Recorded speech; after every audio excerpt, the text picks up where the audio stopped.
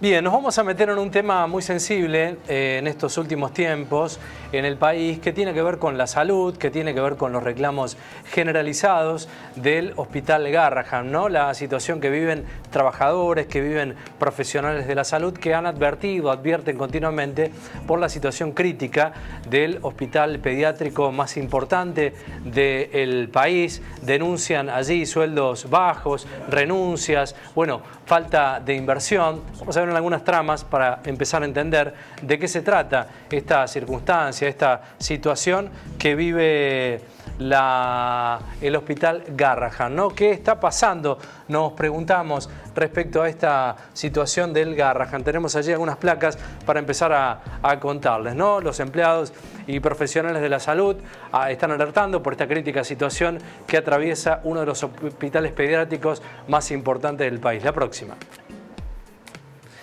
Bueno, quienes trabajan en el Garrahan, el plantel se compone de 4.700 personas, asistencial 3.190, 558 médicos, más técnicos, auxiliares, enfermeras y otros. En logística, 957, 473 administrativos, 581 en conducción. El 70% es personal asistencial clave para el funcionamiento diario, explicó uno de los trabajadores de ATE que estaba allí, bueno, en una de estas marchas y movilizaciones.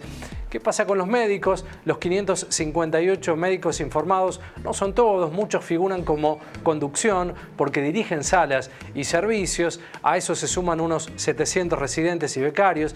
En 3 años renunciaron al menos, fíjense este dato, 200 médicos por los bajos sueldos. ¿Cuánto gana un residente? Una de las cuestiones críticas, alrededor de 800.000 pesos por mes en el primer año. Sin los residentes no hay hospital, advierten desde el lugar, y la jefa de laboratorios, Cristina Alonso. No se pueden perder un neurólogo con 15 años de experiencia en casos rarísimos, ¿no? Agrega esta jefa de laboratorio. El Garrahan no es evitable, está especializado en enfermedades raras, niños en quimio o post-trasplante, diagnósticos de alta complejidad. Es ignorancia pensar que el Garrahan se puede cerrar o suspender, dijeron desde el lugar. Bueno, ¿cómo se financia hoy? Hasta 2017 nación y ciudad en Buenos Aires, y hoy principalmente de responsabilidad nacional atiende 600.000 consultas ambulatorias al año, 10.000 cirugías y 100 trasplantes. ¿Qué reclaman los trabajadores? Bueno, revisión del esquema de financiamiento, recomposición salarial del 100% y que ningún salario esté por debajo de la canasta básica. No se trata solo de médicos, es el personal que mantiene viva la salud pública. Es medianamente una referencia en líneas generales de lo que sucede allí en el hospital pediátrico más importante de la República Argentina, un símbolo de excelencia médica en el país. Bueno, su desfinanciación y su circunstancia, bueno, ha llevado a esta situación tan crítica, ¿no? Hay un video muy interesante que los residentes propios, que es donde está fundamentalmente hoy la lucha que emprenden los trabajadores del Garrahan, explican en líneas generales lo que empieza a suceder en una situación realmente compleja y difícil en el hospital. Vamos a verlo. Decidió cerrar las residencias nacionales. ¿Cómo? Transformándolo en una beca precarizada.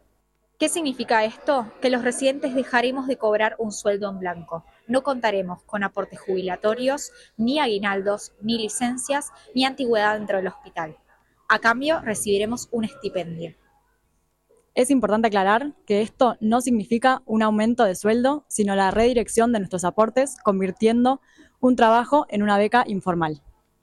Somos médicos con título universitario. Entramos a la residencia por un concurso por orden de mérito y ejercemos nuestra profesión durante los 4 años de residencia.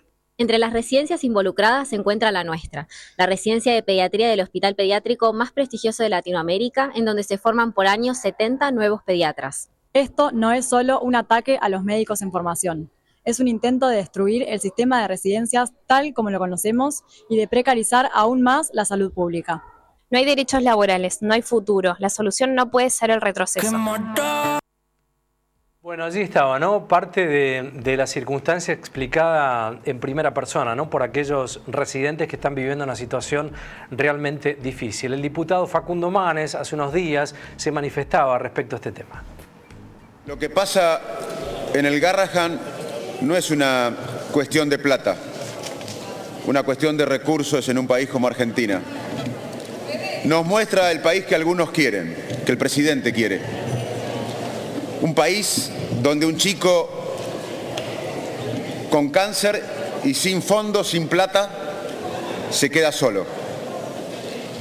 Un país que en vez de cuidar a sus chicos, pone más recursos en los servicios de inteligencias para investigar a los opositores, para influir a los periodistas, para pagar trolls en las redes sociales. ¿Ese es el país que queremos? Un país no es un cacho de tierra con gente viviendo adentro. Un país, una nación, es un lugar donde todos nos cuidamos, donde el gobierno sobre todo tiene que cuidar a los más débiles.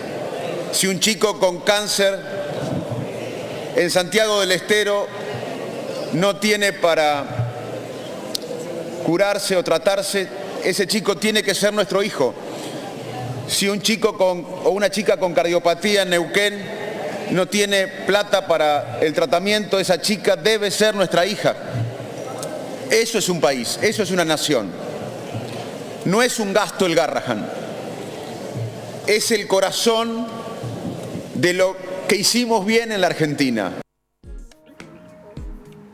Bueno, la política se ha expresado respecto a este tema, ¿no? Más allá de los partidismos y del lugar donde juega cada uno en la política, hay verdades absolutas. Juan Manuel Urtubey, el ex gobernador de Salta, también hablaba respecto a este tema. 2.400 familias salteñas probablemente le deban la vida de su hijo al Garrahan. Solamente el año pasado. El gobierno nacional plantea que hay ñoqui, lo que sea, entonces prácticamente quiere desfinanciar y casi cerrar el Garrahan. Lamentablemente, digamos, si algo funciona mal, ¿qué te dice el gobierno? Hay que cerrarlo. No hay que cerrarlo. Cerraron el Instituto Nacional de Lucha contra el Cáncer. La cantidad de familias que perdieron a un ser querido porque no les llegó el medicamento a tiempo, porque hoy ya no existe más ese instituto. No quiero que pase con el Garrahan, quiero que tomemos conciencia porque el Garrahan queda lejos de Salta, pero es el lugar de referencia donde nosotros hacemos, cuando hay que derivar a alguien, derivaciones de chicos con patologías y con problemas serios. No es un tema solo de Buenos Aires, es un tema de la Argentina. Y yo estoy tratando de que tomemos conciencia de que lo tenemos que defender en toda la Argentina, no solo en Buenos Aires, porque si no, cuando no lo tengamos, nos vamos a dar cuenta que nos falta.